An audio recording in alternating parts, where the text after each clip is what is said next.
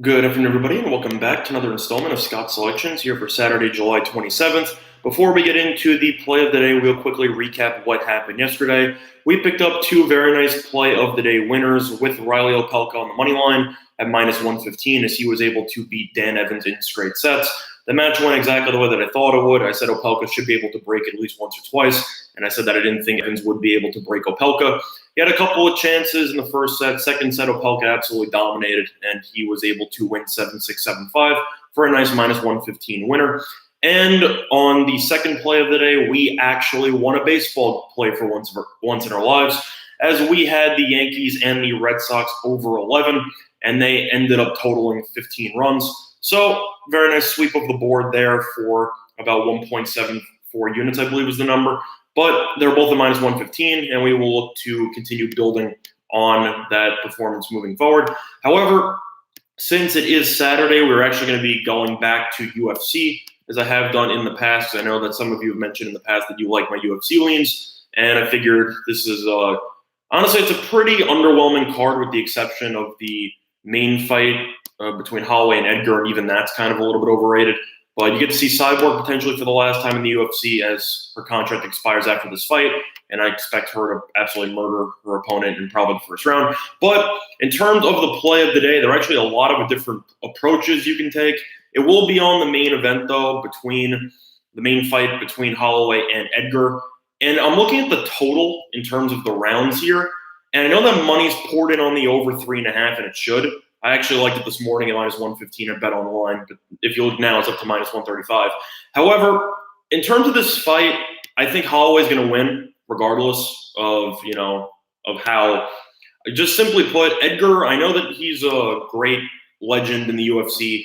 I know he's an extremely tough guy, and that's kind of his MO, and that's what he's known for. He's known for his toughness and his resilience. But overall, I think Holloway is just a significantly more well-rounded fighter.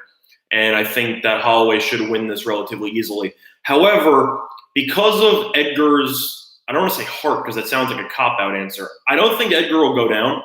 I think Holloway will dominate the fight for pretty much the entirety. But I definitely think that Edgar has a good enough chin and a good enough will to keep fighting throughout all 5 rounds. So you can take the over 3.5 if you want. You can also, -130, you can take the over 4 there, take the over 4.5. I don't know. For me personally, though, I'm going to go for extreme value here. It's a little bit riskier, but I think that it will pay off.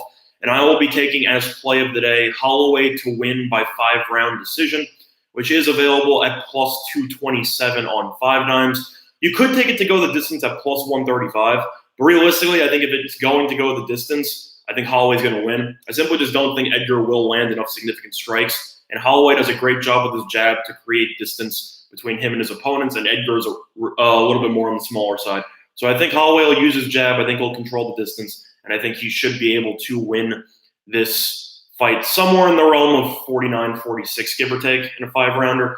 But in terms of maximum value, I will be giving out Holloway by 5-round decision, which is available at +227 on 5 dimes, and that will be the play of the day.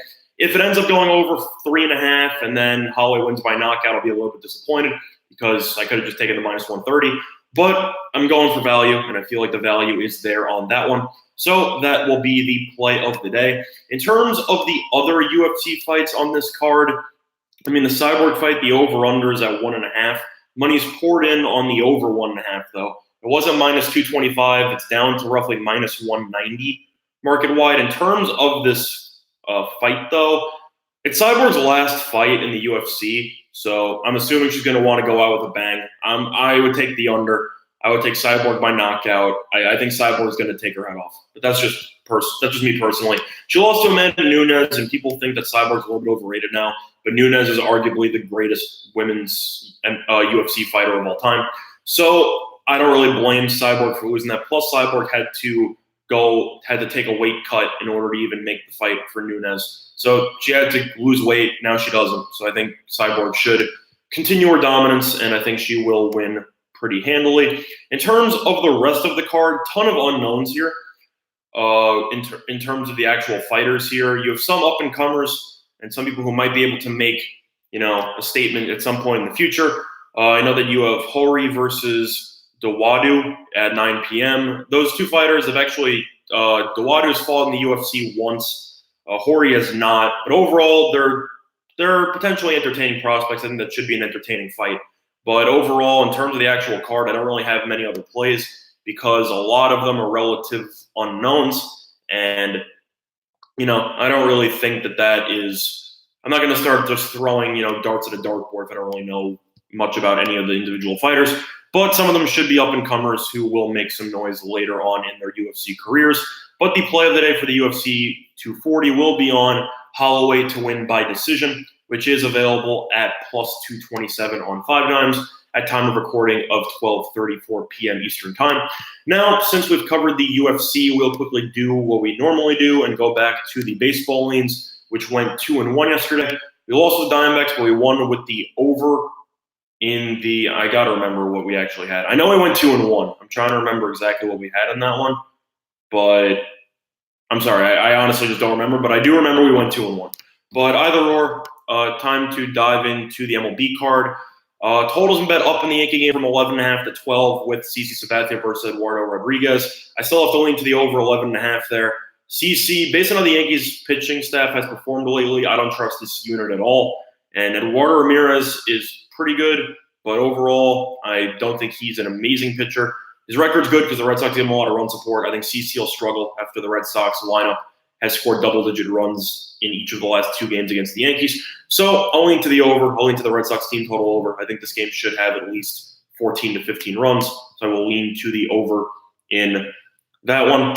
Other than that, though, looking through the rest of the card, I have to lean to the – what am I going to lean to here? Sorry, I'm just looking through.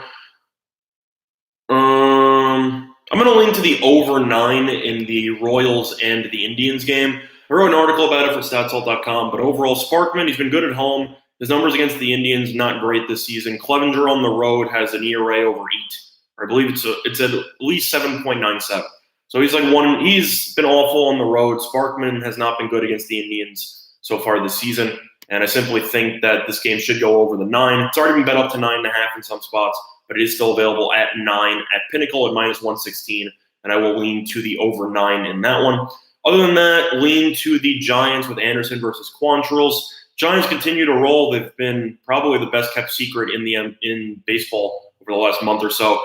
Quantrills, I've seen him pitch before, not a fan at all. Anderson's okay. He's still young, but overall he's got decent stuff. And I simply think that the Giants are headed in a different direction than the Padres. And I think the Giants should continue to roll. So the 3 MLB leans for today will be on the Yankees over 11.5 once again. It'll also be on the Royals over 9, and it'll be on the Giants money line, which is available at a plus price, actually, surprisingly. And I'm actually going to pull up that line right now. The Giants on the money line is available at plus 120 at Intertops, and that would be the line that I recommend for all of you. But the play of the day will be on Holloway to win by 5-round decision, which is available at plus 227 on 5 times. Now, before we conclude today's video, quick reminder of our sponsor, PointsBet.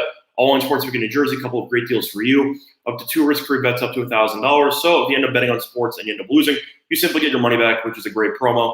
And hopefully it'll be used by other sports books in the future. But in terms of what I'm going to be doing today, I am actually in upstate New York in Binghamton. And the Tiago Downs just opened up a new FanDuel book about 4 days ago. So I went with some friends, and we were going to spend pretty much the entire day in the sports book. And I will let you guys know, give you some live updates on Twitter, and just let you know what I think of the book. But overall, that's going to do it for this installment of Scott Selections here for Saturday, July 27th. I'm going to look to all of you and your respective bets today. Bye, everyone.